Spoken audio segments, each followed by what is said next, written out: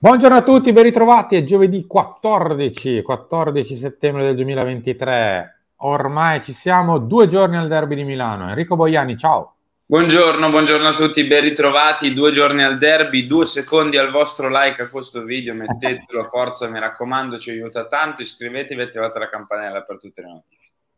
Bravo Enrico, grazie mille per i tuoi aggiornamenti. Mettete like, non costa veramente niente, anzi vi costa più fatica aprire un nostro video in questi giorni di nulla piuttosto che mettere like.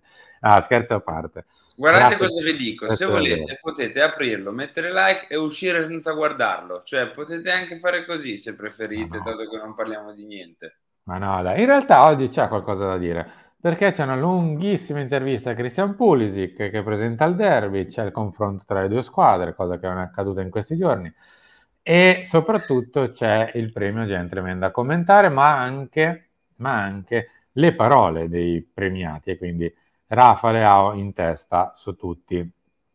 Io partirei, come abbiamo detto, da ciò. Tra l'altro vi ricordo che, anzi vi ricordo no perché non l'ho mai detto, quindi come faccio a ricordarvelo se non ve l'ho mai detto? Oggi pomeriggio ci sarà il governatore della Lombardia, ovvero il buon Press Fontana, che ci fa un po' l'aggiornamento su quella che è la questione stadio lato Regione Lombardia. E quindi l'abbiamo ospite al talk, gli faremo qualche domanda per vedere un po' l'avanzamento della vicenda. Detto che ad esempio ieri in comune di San Donato c'è stato un po' di, diciamo così, ostruzionismo, ma non per quanto riguarda il comune, ma per quanto riguarda l'opposizione, eccetera. Vabbè, ne parliamo meglio al talk, dai, su questo. Nel mentre me ne sono andato così. Che è successo? Non capisco perché mi vengo sputato fuori dalla diretta, cosa che potrebbe essere una grande idea, ma non so il perché. Esco ed Aspetta. entro alle... Ma basta! Cosa sta succedendo? No, ma pausalo e riprendiamo, dai. No, no, no, andiamo avanti così, è giusto così, è il bello No, della dai. registrazione. Sì, sì, sì, andiamo avanti così, via, via così. I minutaggi delle nazionali. Vabbè, ma è anche giusto così, si entra e si esce. Quanto hanno giocato? L'Inter 1700 minuti. Adesso ve lo faccio vedere, sta ridendo con Pirla. Torniamo qua. Ma perché? Alessandro Bastoni, 180 minuti. Denzel Dumfries, Sì. 175. Barella, insomma, gli italiani dell'Inter hanno giocato veramente tanto, perché alla fine tre sono stati titolari tutte e due le partite. Uno, Frattesi, si è fatto 90 minuti, quindi diciamo che ha giocato veramente tanto. Poi ci sono stati altri giocatori che hanno giocato parecchio. Vedo ad esempio Ciala che ha fatto praticamente una partita e mezza, 135 minuti, idem Maslani, Thuram ha fatto soltanto un gran parte della prima, un pezzetto della seconda, e via via tutti gli altri, invece qualcuno ha giocato meno, tipo Lautaro Martinez, che abbiamo detto, va in Bolivia a giocare, e invece no. Non ho giocato. Invece no. Ha giocato Julian Alvarez. Per il Milan invece hanno giocato tanti francesi, grazie. Ha giocato tanto Radio Kronic, fin lì erano le Ho giocato qualificazioni, ci può parecchio anche Musa. stare. Musa, ti devo dire la verità, come ti ho detto, mi va bene anche così. Raffa ha fatto una partita e mezza. Pulisic anche, Chier soltanto la prima e via via poi tutti gli altri con qualche ritaglio di Renders tra due partite. Olivier si è fatto male, quindi è tornato a Milanello subito, ma sta bene, quindi non ci sono problemi per lui per il derby, eccetera, eccetera. Allora, siamo a inizio anno, quindi le nazionali impattano probabilmente fino a un certo punto, cioè alla fine cosa hai nelle gambe? 3 partite di campionato, alcuni nemmeno forse, e qualche viaggetto. Alla fine non è questa la pausa nazionale che ti fa rendere conto di essere a corto di energie e ti fa pensare di fare turnover. Ergo, infatti, il Milan andrà con la stessa formazione di sempre. Beh, sì, ce lo potevamo aspettare, potevamo immaginare che comunque a prescindere da nazionali, non nazionali, il Milan scendesse in campo con gli 11 delle prime tre, perché diciamo che sono i giocatori che attualmente danno più sicurezza a Pioli. C'è anche da dire che il tour de force vero inizia adesso, perché finora hai avuto una partita alla settimana, finora è stato diciamo tutto abbastanza tranquillo, hai avuto la pausa di 2 settimane, quindi ritorni diciamo con tutti gli effettivi in gruppo per disputare il derby, ma dopo una pausa nazionali. Dopo la pausa nazionale però si parte sul serio, perché c'è il Newcastle martedì, c'è di nuovo il campionato, credo sia il Verona, Milan-Verona a San Siro il weekend successivo, poi c'è l'infrasettimanale, No, poi perché in tutto questo, Henry, noi siamo qui un po' in letargo, ma tra 5 giorni, 5, parte anche la Champions League. ho detto, cioè, Eh, c'è il Newcastle, Ci c'è siamo forse un po' narcotizzati da questa sosta. in un girone tra l'altro tosto, quindi Newcastle, il Verona, l'infrasettimanale, poi di nuovo il campionato, di nuovo la Champions League, insomma, inizia il tour de force e anche chi è stato utilizzato meno è inevitabile che dovrà entrare nelle rotazioni anche in maniera un pochino più importante, penso a Chukwueze, Okafor e Musa soprattutto, che diventeranno pedine fondamentali. Non lui, perché lui ha già giocato, ovvero Christian Pulisic. Io e il Milan subito amore, qui una passione mai vista, voglio il derby. L'attaccante usa, è difficile giocare contro i nerazzurri, ma noi abbiamo iniziato alla grande e daremo il meglio. Sogno un gol all'Inter. Vi leggo qualche passaggino. Parla ovviamente di derby.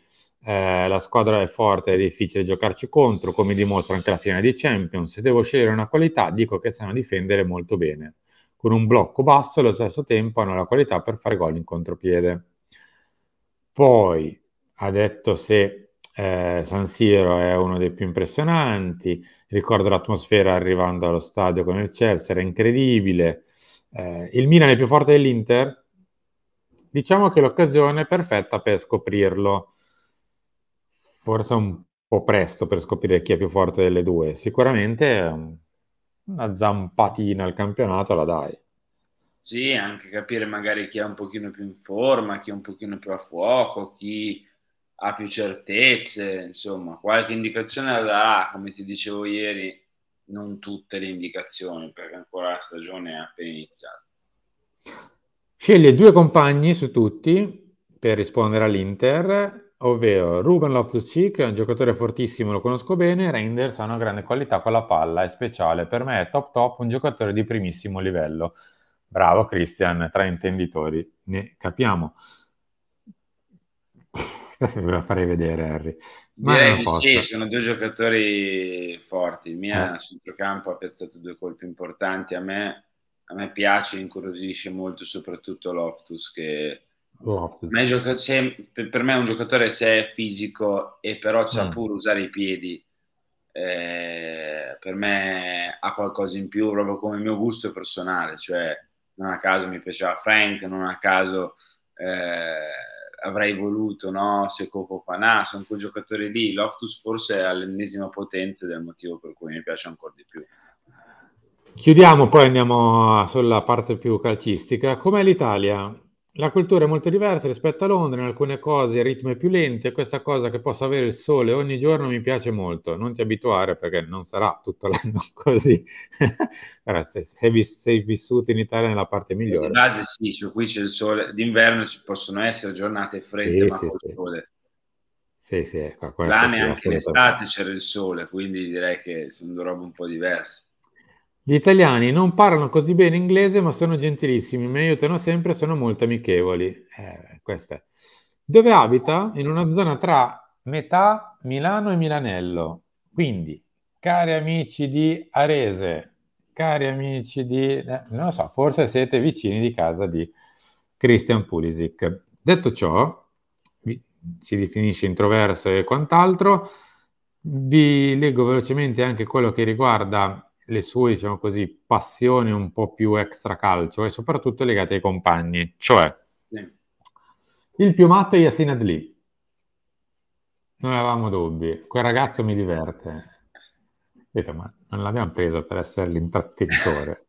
Dovrebbe fare il calciatore. Vabbè, Magari scherzi a deve fare parte. esatto il collante del gruppo, lo spogliatoio, te l'avevo detto io, te l'avevo detto questo Capito? discorso. Ma è indubbio, però, insomma. Vabbè. Il più silenzioso è Pier Calulu, e qua invece è una sorpresa per me. Pensavo fosse non lui. Io avrei detto più un Rade, magari, o un E invece è Malik. il più intelligente in campo. Rade? Mm. Il nostro mister vuole giocatori intelligenti, quindi ha trovato il suo, diciamo, ma lo sapevamo. In effetti ci dà la risposta del perché gioca sempre Rade. Eh, Eh. Ti consiglio un libro, caro Henry, The a Art of me, Learning. Sì, che libro? racconta la storia di The Art of Learning. Eh, Racconta la storia di Josh Waitzkin, o Weizkin, sì. non lo so, Vabbè, vai un alle altre giovanissimo domande. fenomeno degli scacchi, che poi è Vai alle diventato altre un domande. campione di arti marziali. Un obiettivo nella vita è ispirare le nuove generazioni, questo è un po' altino. Un calciatore con cui sarebbe bello giocare una volta nella vita, Messi, lo guardo da una vita, è un po' dura È questa. appena andato al tuo paese, No, Cristian. è un po' fuori, diciamo così, età. Se Ecco. vuoi dargli un colpo di telefono che si fa 6 mesi da gennaio a giugno qui, Ah, come faceva Beckham? eh, Una grande idea, quando non c'è più magari la diamo un colpo MLS. di telefono a Beckham, gli diciamo questa cosa, dai, su. Un calciatore con cui sarebbe bello giocare una volta, quindi è Messi, l'altro per andare in vacanza invece è Rafael Leao. È Met- come biasimare e dare torto a Christian, anche io vorrei andare in Digli, vacanza. mettiti in coda. No, no, è lui che si deve mettere in coda. Appunto. Mettiamoci un attimo di scale gerarchiche, eh. Prima ci sono Lo, io e poi viene Pulisic per la lo vacanza con la... sportivo da cui prendere ispirazione, Aaron Rodgers, quarterback dei Jets. Insomma. Invece nel basket sono Irving e LeBron, e fin lì, ok. Un difetto da cambiare, voglio essere più estroverso, parlare anche in italiano magari, l'Italia mi aiuterà. Ah, Questo è carino. E gli scacchi, gioco ancora ogni giorno della mia vita. Come te la cavi, Henry? risponderò alla stessa domanda, però riferita a FIFA tra una ventina d'anni, quando sarò cinquantenne. Gioco ogni giorno della mia vita? Vabbè, andiamo oltre. A proposito di Raffaele Leao e delle sue vacanze, ieri Rafa ha vinto il primo gentleman per il miglior gol della scorsa stagione, cioè il gol al Napoli.